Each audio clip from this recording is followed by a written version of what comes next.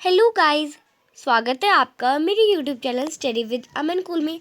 आज हम लाए हैं शिक्षा निदेशालय राष्ट्रीय राजधानी क्षेत्र दिल्ली की कार्य पत्रक नंबर 96 यानी 96, जो कि कक्षा छठी से 8वीं के लिए है। यानी इसे छठी, 7वीं और 8वीं तीनों कक्षा के बच्चे करेंगे। आप अपना नाम और अपनी कक्षा अध्यापक का नाम लिख लेंगे, जिसकी ये डेट आपको दे रखी है 20 फरवरी 2021। तो आज की इस वर्कशीट में हम प्राकृतिक आपदा होती है, जैसे भूकंप, सुनामी, तूफान और भूस्खलन, ज्वालामुखी, इतनी सारी जो प्राकृतिक आपदा है उन सब के बारे में हम जानेंगे कि प्राकृतिक आपदा कैसे होती है और इससे बचने के उपाय को जानेंगे। आपने चमोली उत्तराखंड में हिमस्खलन से भयंकर तबाही के बारे में सुना होगा। जो अभी चमोली उत्तराखंड में जो हिमस्खलन हुआ था उसकी भयंकर तबाही हुई थी, उसके बारे में तो सुना ही होगा। ये एक प्रकार से प्रकृति का प्रकोप या प्राकृतिक आपदा है। अब ये किससे हुआ? मानव द्वारा नहीं हुआ, ये प्रकृति का प्रकोप था, ये प्राकृतिक आपदा थी। सदियों से प्राकृतिक आपदाएं मनुष्य के अस्तित्व के लिए चुनौती रही है। अब जो बहुत समय से सदियों से जो प्राकृतिक आपदाएं हैं, जो नेचुरल डिजास्टर्स हैं, वो मनुष्य के जो अस्तित्व में बहुत चुनौती दे रही है। ऐसी कोई भी प्राकृतिक घटना जिससे मानव के जीवन या सामग्री को हानि पहुंचे, वह प्राकृतिक आपदा कहलाती है। अब ऐसी कोई भी, आप यहाँ पे ही आपको डेफिनेशन भी दे रखी है। कोई भी प्राकृतिक घटना जिससे जो मानव होता है, इंसान होता है, उन्हें हानि पहुंचती है, उनके सामान को उन्हें हानि पहुंचती है, उसे हम प्राकृतिक यानी प्रकृति से होने वाली आपदा कहते हैं, प्रकृति से होने वाला नुकसान कहते हैं। अब प्राकृतिक आपदा के क्या कौन कौन से उदाहरण कौन कौन से हैं?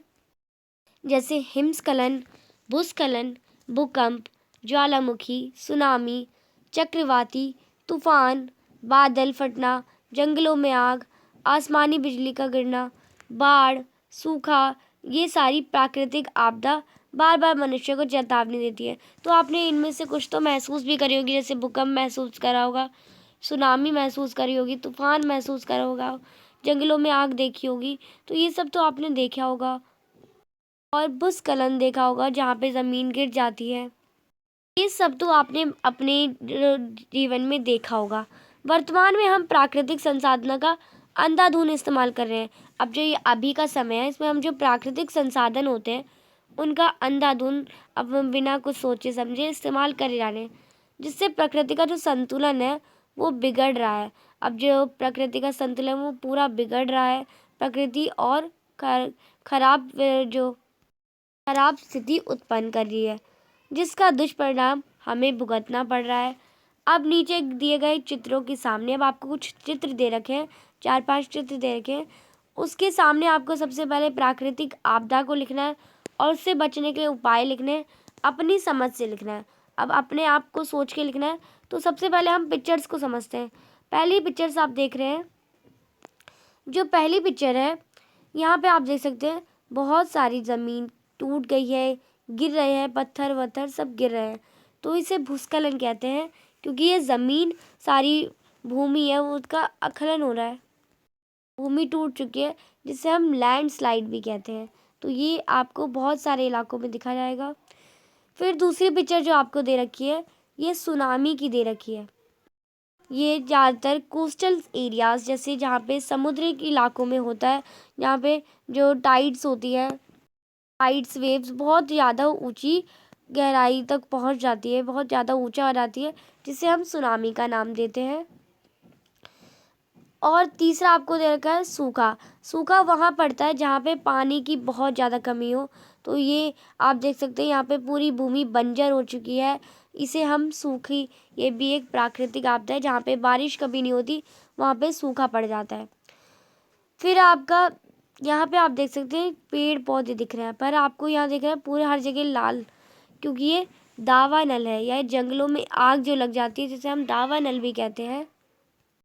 जो वनों में अग्नि का प्रकोप हो जाता है, वनों में आग लग जाती है, तो ये आपको दिखा रखा है। फिर जो लास्ट पिक्चर आपकी वो है भूकंप की। आप इसमें देख सकते हैं घर वर भूकंप आने से पूरी जो भूमि है वो कांप गई है, पूरी भूमि, प्लेटें हिल जाती हैं। और घर वर गिरने लगते हैं, टूटने लगते हैं और हर जगह ज़मीनों में, तो ये भूकंप आने की स्थिति है। तो आप इन्हें अच्छे से पहचान लीजिए और इनके नाम अपनी नोटबुक में लिख लीजिए। तो अब इनके नाम लिखेंगे और इनसे बचने के उपाय क्या क्या है ये हम लिखेंगे। तो पहली पिक्चर आपकी भूस्खलन की है, तो आप इसका नाम लिख लेंगे भूस्खलन, और आप इसके उपाय देखते हैं। तो भूस्खलन का उपाय है, पहला, मौसम की जानकारी से हमेशा अपडेट रहें। रेडियो, टीवी या इंटरनेट से मौसम की जानकारी प्राप्त करें। अब जो भूस्खलन है तो उससे आपको मौसम की जानकारी से हमेशा अपडेट रहना है, और रेडियो, टीवी, इंटरनेट इन सब का हमें जानकारी, इनसे जानकारी हमेशा प्राप्त करती रहनी चाहिए। बी है, ऐसे इलाके जहाँ भूस्खलन की घटनाएं होती रहती है, ऐसे स्थानों से दूरी बनाए रखें। अब जहाँ भी भूस्खलन की घटनाएं आपको पता है कि यहाँ पे होती है, तो आपको वहाँ जाना ही नहीं है, कभी मत जाइएगा। सी है, घर के आसपास ज़्यादा से ज़्यादा पेड़ लगाएं, क्योंकि पेड़ की जड़ें मिट्टी को पकड़ कर रखती है। अब भूस्खलन क्या होता है, जहाँ मिट्टी एकदम, जहाँ पे जो पत्थर होते हैं वो भूमि से छूट जाते हैं, लैंड स्लाइड हो जाती है। तो ज़्यादा से ज़्यादा हमें पेड़ लगाने, जिससे जो पेड़ होते हैं वो मिट्टी को पकड़ लेते हैं, उनकी जड़ें पकड़ लेते हैं और भूस्खलन होने की स्थिति संभावनाएं कम होती हैं। अब दूसरा देखते हैं, दूसरा हमारा सुनामी का है। तो सुनामी का आप करेंगे, तो आपने ये इमेज आपकी, तो दूसरी पिक्चर आपकी सुनामी की है और आप सुनामी यहाँ पे लिख देंगे और इससे बचने का उपाय लिखेंगे। सुनामी के बारे में जानकारी हासिल करें। सुनामी के बारे में जितनी इन्फॉर्मेशन आपको मिल सके आप उसे अच्छे से अपने दिमाग में बिठा लें। बी है, खतरे वाले क्षेत्र की पहचान करें। जहाँ पे खतरा होता है, जहाँ पे सुनामी की संभावना होती है, उनकी पहचान रखें हमेशा। आपदा के समय दी जाने वाली सेवाओं के बारे में जानकारी प्राप्त करें। अब आपदाओं के समय जब भी कोई भी आपदा आती है तो उसके बारे में आपको सेवाएं भी दी जाती हैं, जानकारियाँ भी दी जाती हैं, तो वो आपको हमेशा पता रहनी चाहिए। डी है, सूचना प्राप्त करते रहें और हर चीज़ की सूचना प्राप्त करते रहें कि कब क्या हो रहा है, और आफ्टर शॉक की उम्मीद रखें। अगर आपको आफ्टर शॉक की उम्मीद रखनी है, तो ये आपका दूसरी पिक्चर्स थी। तीसरी पिक्चर स्टार्ट करने से पहले वर्कशीट नंबर 95 में मैंने एक क्वेश्चन पूछा था, तो मैंने कुछ बच्चों के नाम लिए हैं, और जिन बच्चों के नाम लिए हैं उन्होंने या तो कमेंट सबसे पहले करा था और अच्छा कमेंट करा था, तो मैंने उनके नाम लिए हैं, तो आप देख सकते हैं उनके नाम। तो ये वो बच्चे हैं जिनका मैंने नाम वर्कशीट नंबर 95 में लिया था। तो ये बहुत अच्छे बच्चे हैं। बाकी जितने भी बच्चों ने मुझे कमेंट करा उन सब ने सही कमेंट करा। मुझे चुनने में भी दिक्कत होती है कि मैं किन बच्चों के नाम लूँ। आप सभी की कमेंट बहुत अच्छी होती है। तो फर्स्ट बहुत सारी कमेंट सबसे पहले थी, तो सबसे पहले कमेंट थी, हेलो दी, my first comment, I like your teaching वी। हम जो मैंने क्वेश्चन पूछा था, हम जो रोड पर ब्लैक एंड वाइट लाइंस देखते हैं उसे ज़ेब्रा क्रॉसिंग कहते हैं। तो हाँ, ज़ेब्रा क्रॉसिंग ही कहते हैं। सही आंसर दिया, सभी ने सही आंसर दिया। मैंने यही क्वेश्चन पूछा था। इसका नाम तन्वी है। Thank you so much ma'am इतना ईजी क्वेश्चन पूछने के लिए।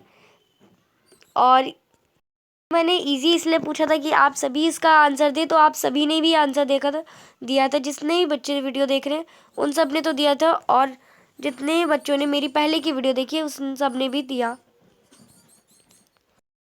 और बहुत अच्छे अच्छे आंसर मिले मुझे। और इसकी आईडी है नीरज कुमार।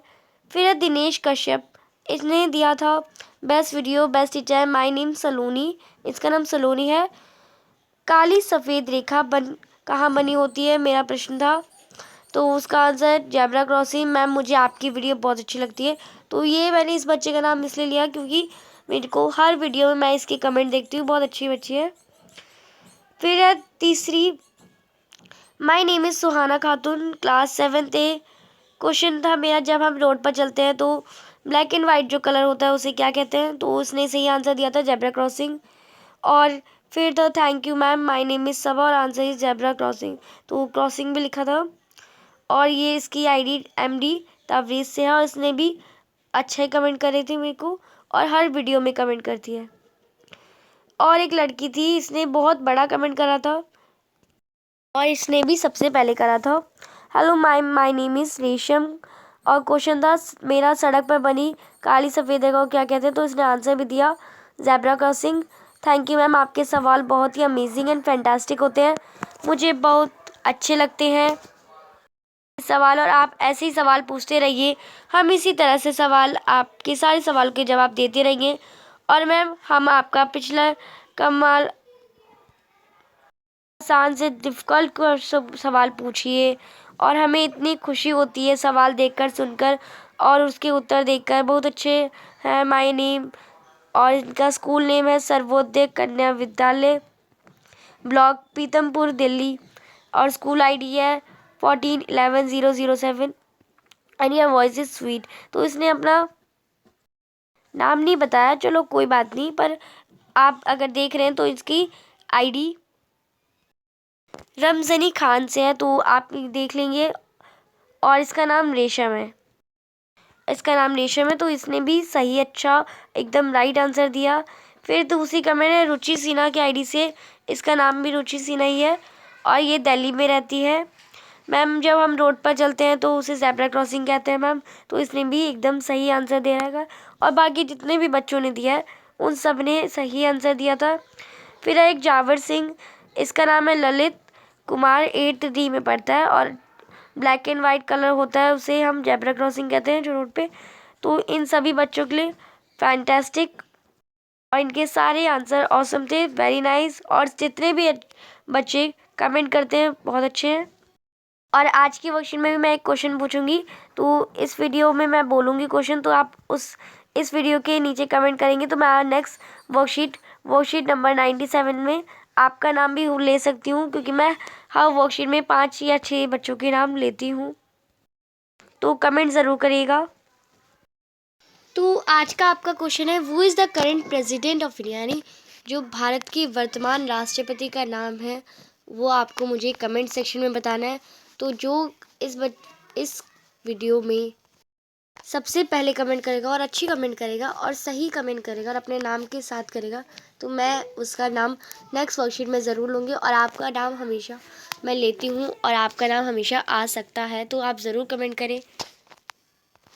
तो तीसरा आपका है सूखा में आप लिख सकते हैं वर्षा जल संग्रहण किया जाए और अधिक से अधिक पेड़ लगाने चाहिए और कम पानी वाली फसलों की